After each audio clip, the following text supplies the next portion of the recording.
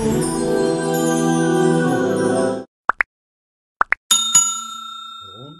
وزن کرده می شود. البته در همین سه کسی که آمده است که اعمالشون پوشیده نمی شود. اگه آدم که مرد برادرو دیگر ما ایداست ما که نه بدی میاد نه نیکی میاد، خداوند همونجا دلک ما نمیپوشونه. چیزی که در همون درون حاصل همون روز قیامت معلوم میشود. ما جنت میریم، دوزخ میریم، بدبخت میشیم، نیکبخت میشیم، همون درون دل دا همون نامه اعمال دا جمع شدگیه. انا که مگر میگد سه آدم نامه اعمالش خداوند نمیپوشد. سه آدم الله میرمون نامه اعمالش را نمیپوشد. اکنون میگن صداقت جاریتی. کسی برادرای عزیز الحال ما دانلو عبدالرحیم خانغازی را نامش گرفتیم. بین که بسیار از نیکی هاش یاد کردیم که این بنده خدا با خیلی همین دعوتات و سرگردانی ها و با تمام جا مراجعت میکرد و مبلغ جمع میکرد و مقصد خلاص یک کاری نیکی را انجام داد. از آن جمله مسجد ساخت، مدرسه ساخت، مکتب ساخت، بیمارخانه ساخت، راه ها را همه را مقصد تعمیر کرد. ما این چیزهایی بودن که رفتیم با چشم دیدگیه که ما یکی ایام مهمان هایی بودیم که در همون کشادش‌های مسجدش برادرها اشتراک کردگی بودیم. به همین خاطر ولی یک حدیث معروف و مشهور داریم که راویش ابو هریره میگه این مما یلحق المؤمن من عملی و حسناتی بعد موتی. اینجا 7 عمل میگه پیامبر. 7 عملی هست که کسی دنیا را پدرود بگه و خانه آخرت بروه و همین 7 کار اگر در دنیا انجام داده باشه این خوشبختترین مرده. برادر عزیز این بنده بگیم خوشبختی که در قبرستان مثل ایواری آدمی خوشبخت نیست. یکی از همونا مقصد که او مسجدن بناهو رفت خانه قبر، لیکن این مردک در حال حیات مسجد ساخته بود. رفت خانه قبر، لیکن این مردک در حال حیات مسجد ساخته بود. مسجد بنا کرده بود. ولی بعضی آدم ها برادرها دیدین که مثال میگوی که فلانی را خدا برکت یا هی مسجدی زیبا کرد. خیلی میگه با او قپولداری با خیلی او نکنه من بکنم. این برادرای عزیز این خیال بگیم یا این مثال اندیشه بگیم این بسیار خطای گفت. زیرا در برابر او پولدار کم نیست برادرها، مالدار خیلی زیاده. این همه مالدار دیده که مالدارا بسیارن لیکن همه سخی نیستن. این پول برآورده و دادن برادر کاری هر کس نیست. برای همین وقتی که انسانی که ای پشتش میگه مسجد گذاشت رفت، این صدقت جاریه. این صدقه جاریه. این ایوازی صدقه که اینا الله خیر تیا بابای محمد ناظر برادر ما سال حاجی رستم هم این خیر کردن. این را میخریم تا وقت قوت همی در بدن من هست ثوابش مقصد به خاندار میرسد. همین که قوتش تمام شده حل شد رفت ثوابش هم تمام شد. لیکن صدقه جاریه یک چیزی هست که این بردوامه.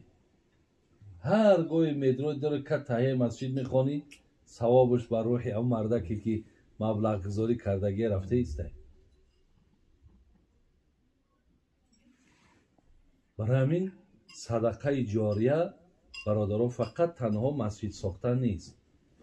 ما در برابرش اگر امروز چلی که همین رحمتی را نامش گرفته مکتب ساختن، بیمارخانه ساختن، مدرسه ساختن، راه ها را بگیم انشالله اسفالت پوش کردن.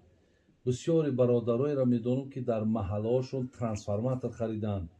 بسیاری برادرایی که آب ای زمین برآوردن برای مردم، استالبه آوردن چسباندن، سیم گذرانیدن، توربه گذرانیدن. یعنی هر یک کاری را میکنن که ای پشتش همون چیز باقی میمونه. این میشه صدقه جاریه برادر. همین نفرهایی را زیرک میگن که همین کارا را میکنن. با امید برادرای عزیز، با امید او یک تبارک خواندن، امید برادرای عزیز، با امید او یک تبارک خواندن صغیرات نشید. همین حدیثی روز میروه به همین دیگه تمام خیلی که دیگه همین هر روز سرگردان کم میگرده آخی. آیا همین را ندیده سیختون در همین زمانه. این چیزی موقت هست، لیکن او چیزی هست که برادر عزیز مردم که مادامی که از او استفاده کرده هستند هر روز همون تبارک در حق جان رفته است. هر روز همین صدقه جاریه هم یک کس زن میتین، یک کس شوهر میتین، در یک معرکه همین مثال زن و شوهری مبلغ گذاری میکنین. دستی چند بچه ها را یک وقتی همین چیز بسیار معروف شد ختنه سوری میکردن. برای آدمایی که مثال او را ختنه کردن برای خانواده کمتر مشکل که مسئله جهت مادیاتش میکننش. خب همون را یگان لباسک میخرن دیگر میکنن. بهترین باور که من امسال الله برکت یخی در یک کاری نیک خدمت سبب شدم، ولی یک 10 نفر همین لباسای مکتبی خریدیم دادیم. کش هم خریدن، مثلا چیزهای لازمش همش کردن. حتی در همون مکتبی بهتری که مثال هست بردن در همون جمع سپاریدن شدن یا در همون جا بخونن مبلغ گذاری ماهانه شم میکنن. اینجا انشالله همه یا برادرها خیر خوبه. یک چند برادرایی که در مدرسه آمدن مقصد اینجا دم با پول قطعی خوندن. اگر همون جهت بودجتی نباشه، اگر غیر بودجتی که باشه با مبلغ گذاری میخونیم. همین هم بعضی برادرها هستن که مبلغ گذاری میکنن، همونا در همجا درساش میخونن. آخی بچه هر کدام ما این کار پیشه نمیکنن. خداوند همون بچه ها را توفیق داده دستگیری کردن در کار. پگه زنده و مرده ما و شما در کار هم. جامعه به اینها خالی بدن به اینها برادر از هیچ معنی نداره. یکم گفتن صدقه جاریه. کسی صدقه جاریه داره خانه قبر دم که باشه نامه اعمالش خدا نمیپوشیده. وقتی نپوشه برادرها چه معناش؟ معناش همینه که هر روز ثواب میسه. اوی که پوشیدن نامه اعمالش دیگر اوجا ثواب داخل شده نمیتونه.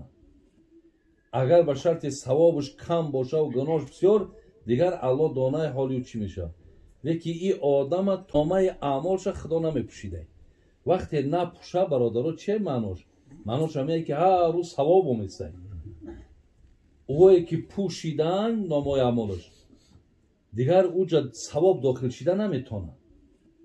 اگر به شرط ثوابش کم باشه و گناهش بسیار دیگر الله دانه حالی چی میشه. لیکن این آدم تا وقتی که دنیا ارزی هستی داره صدقه جاریت هست نامه اعمال دا آورده ریختیستمش. روز قیامت اگر 100 سال پس 200 سال پس که شوه تصور که همین قصال در این قصواب بکرامه ای خدای مهربان امیده که اینجا در انشاءالله یگان پاداش ثواب و اجر داره. بینو جوابی